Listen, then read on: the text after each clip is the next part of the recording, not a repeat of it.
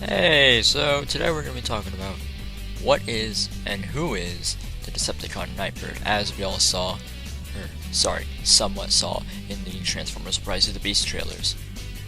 So yeah, I'm going to try my best to keep it as short as possible, but also try and, go like, oh, what was she like in G1, what was she like in like a few other series, and then now I'll also be talking about like her alt mode and all that stuff, her abilities, and that which could be kind of cool. So yeah, here we go.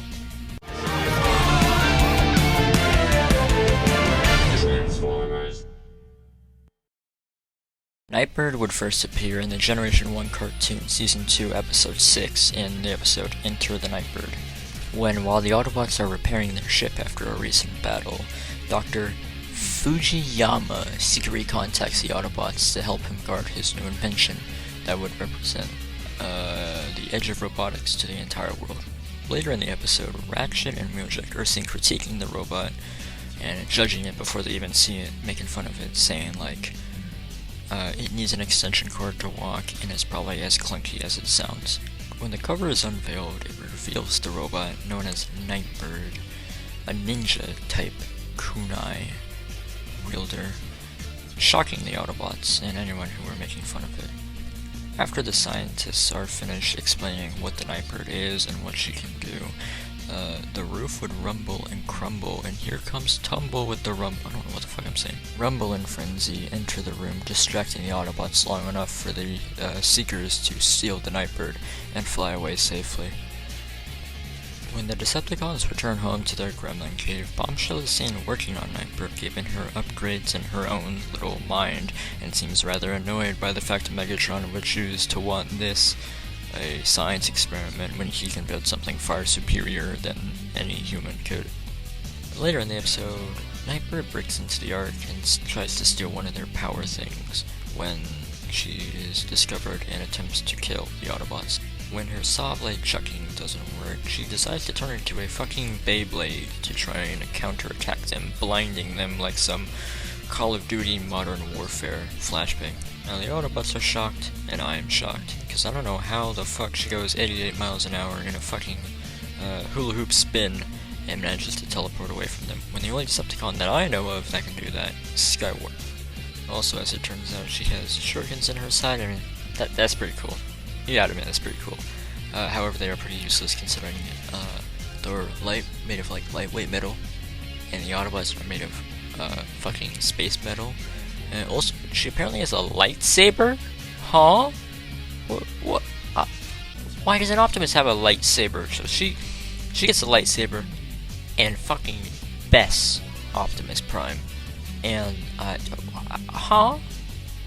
That is a lightsaber. I'm sorry, but that is a lightsaber in a Transformers TV show. It is confirmed Star Wars and Transformers are in the same universe.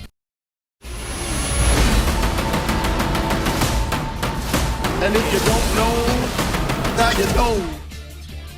Now, it doesn't take a genius to realize how much of a decline Transformers media has been taking recently, especially after that failure of a movie. Now, don't get me wrong, I love Transformers, and I love the Bayverse, right? Transformers 3 was the one that got me into this whole thing, and even though that time's gone, like, I still remember it, I still watch the movies, even if as bad as some of them are. I am directly below the enemy scrotum! And like, what they're doing in the Bumblebee movie, that's amazing!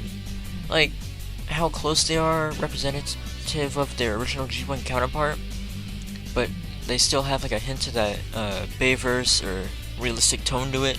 It's not all cartoony like the original script for the 07 movie. Like, that's amazing. However, I'm still mad and I'm gonna be pissy about it because Bumblebee is just a stupid little scout who shouldn't have a whole main movie about him. I understand he's a poster child and he's a pretty popular fan character, but you know, maybe if we got something with like Megatron in his gladiator days, or a story about Prime and his relationship with Alita and how he was originally known as Orion Pax, like a Prime story, that'd be cool. Or, like, hell, even a story about Starscream and his secret counterparts. That'd be awesome. Anything but the stupid Bumblebee. I'm sorry. I hate him. I already put it on my Cybertron but Funny. I'm sick of seeing the same little scout being the main character for every movie series. Film series. That's film movies are the same series. TV shows. Books. Comics. Video games. Just everything. It's why? And thank God in Rise of Unicron we're getting Cliffjumper as like the new main character type thing. I don't know. And there's Prime Animations who's also making like their own somewhat conclusion for the Prime universe. It's just it's great.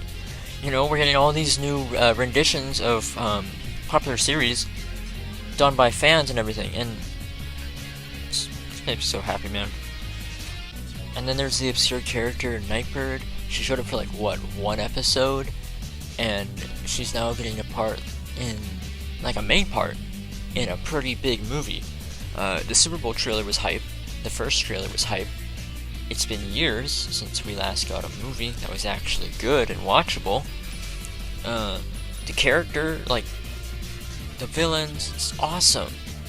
She turns around R33 GTR. When was the last time a GTR got a main, like, story, film spot?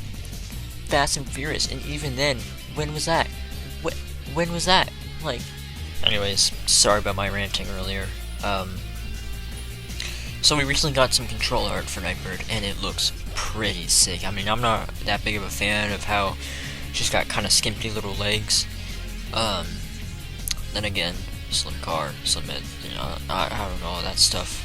Oh, we also got a Nightbird toy. Pretty cool. I'm not a big fan, again, of the brown they chose for the waist and the plastic. Then again, this is mainline, it's not Studio Series. It's kind of growing on me. Also not. Anyways, again, I'm sorry for ranting for like a solid 3 to 4 minutes in this video. You know, I'm not doing this with no script, I'm kind of just winging it.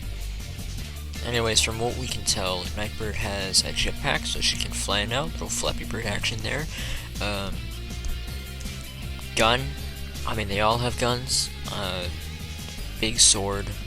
No, two little swords and maybe a big one. That's what we got from the toy, at least.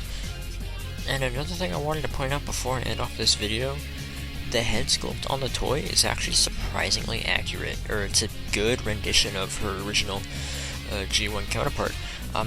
Actually pretty faithful to the original design, and it's pretty cool. So, again, sorry for taking up about most of your time with this video, and if you want to see more well-made-ish Transformers content, be sure to subscribe and like. So, see ya.